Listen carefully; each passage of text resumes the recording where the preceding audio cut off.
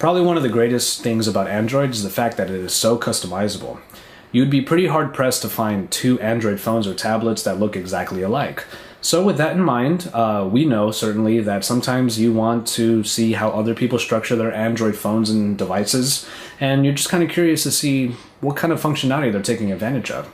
So that's exactly what we're going to show you from our end. So, in this new segment, we're going to take a look at primarily the home screens and the lock screens in Jelly Bean 4.2 on the Nexus 4, and just how I structured them for my tastes. So, it's Joshua Vergara from Android Authority. What's going on, everybody? And this is How I Android.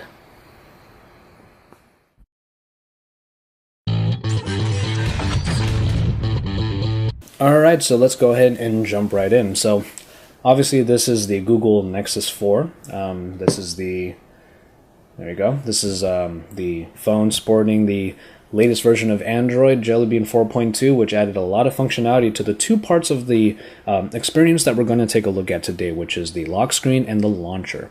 The main reason why I wanted to start How I Android with those two particular ones are because they're the first things you see before you get to any other part in the phone anyway. So what better places to start? Alright, so let's go ahead and jump right in. So we're going to start off with our lock screen, obviously. And our lock screen right here in Jelly Bean 4.2, it added functionality to what used to be just a plane with a widget on it. And now what they added are lock screen widgets, but in reality they're really screens. So if you swipe from the edge here, you'll see that it starts to appear on the side. So these are like a bunch of different screens, actually, and you can add a lot of them. I only have 3. I usually like to keep things at 3, including my home screens, which you'll see later.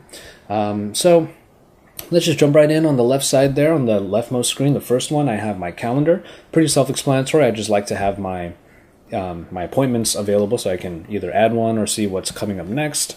And then on the other side, you have the permanently placed camera widget, which gets you right into the app real quick. But in the middle, you'll see that I'm using not the stock Android Jelly Bean clock, but instead I'm using one called Dash Clock. We just did a review on this application, and it actually turned out to be quite good. I only saw it about a day or two ago, and I added it right on after I tried it out, so that just goes to show you how easily customizable Android is, because your particular setup could change at any given time. Really easy on the eyes. It looks just like the stock Jelly Bean clock on the left. You have notifications on the other side, and when you swipe down, you get an expanded view of those. You can do text messages, your next alarm, calendar entries, email, weather, all of that. So it's a really nice lock screen clock to have. Very functional. So, functional simplicity, that's something that I'm always going for here, and that definitely fulfills the criteria. And of course you got the Google Now at the bottom, which I use quite a lot, and then the unlocker right here in the lower third. Alright, so we're going to go ahead and jump into the launcher. So let's just unlock, and here we are.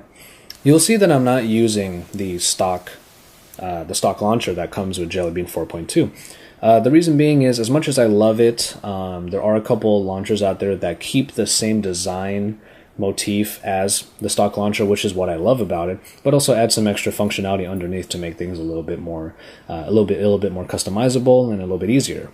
One of the main things, for example, like I said before, I like having 3 screens. Sometimes when you see 5, I've even had devices that have had 7 screens on them. It's just kind of too much for me. I like to keep only the things I need on my screens, and 3 is the perfect number for me to put what I need. So, that being said, coming from the top to bottom, the launcher that I use is called Nova Launcher. It's one of the most popular ones on the market right now. Stock Android user interface is really good already, so why not just be able to change those same elements rather than adding too much on top of it. So, we'll get into a couple of the more advanced settings that Nova allows me to do, and the reasons why I like it so much, and it's really a look at how I put together my Android. But anyway, here you go. So I like having the search bar at the top because it's an easy way to get to the searches. Also, like I said before, Google Now is an app I use a lot, so this is another easy way to get to it. This wallpaper is one from a website called Minimal Wall, and it's a very, very good website full of a bunch of different wallpapers and backgrounds, rather, that help to simplify the look of your desktop. I like to put the wallpaper there, and whatever space is not taken up by words, I just populate with the widgets. Calendar on the first leftmost screen. On the rightmost screen, I have a reader widget. It's the widget for GReader, which is a great RSS feed reader.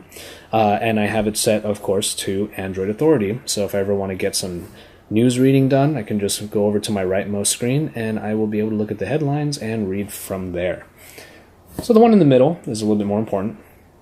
It's called Active Photo. It's another paid application that basically allows you to put a widget of a picture of whatever you want onto your screen, and then you are able to click or press upon the Active Photo widget, and it will do a number of different customizable functions, primarily having to do with contacts. So for me, I have this picture right here for now, but it's only for the purposes of this video because normally I have my girlfriend there. And I would just press on the widget and it would give me the quick contact pop-up. You can have it go straight to a call, straight to a text, or anything like that, but for me, I have all the options available: call, text, email, anything like that in case I need to do something different. Active Photo is a great widget for your smartphone. It's an easy way to get a picture of someone who's important to you onto your phone while remaining functional. It's not just a static photo. All right, so you can see the picture that I have there in replacement, 6 seasons in a movie. Anyway, one of the cool things about Nova is that it allows you to have more than one dock space, and that's really cool. I group my applications into specific categories, and those folders are then put into the dock.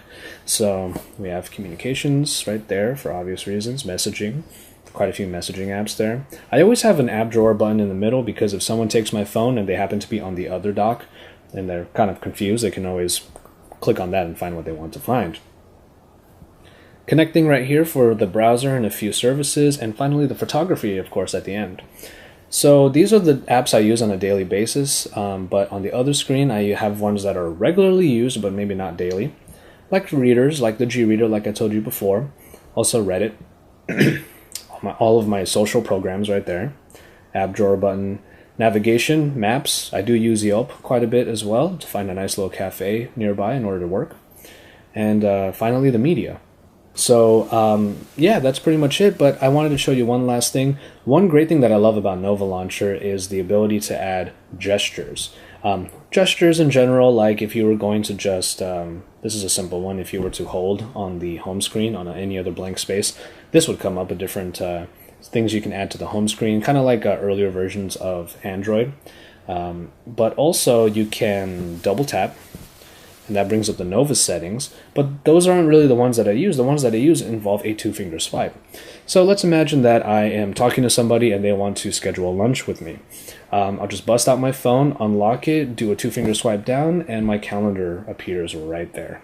Really, really easy, really fast, and allows you to get right to what you need to do. You can set these gestures to open pretty much anything, so that's really awesome.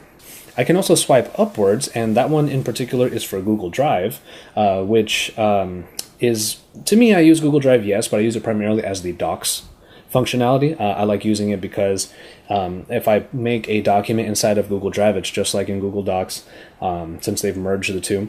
I just kind of put down some thoughts, quick notes or anything like that, and I'll have like one whole document full of ideas if I come up with ideas and stuff like that.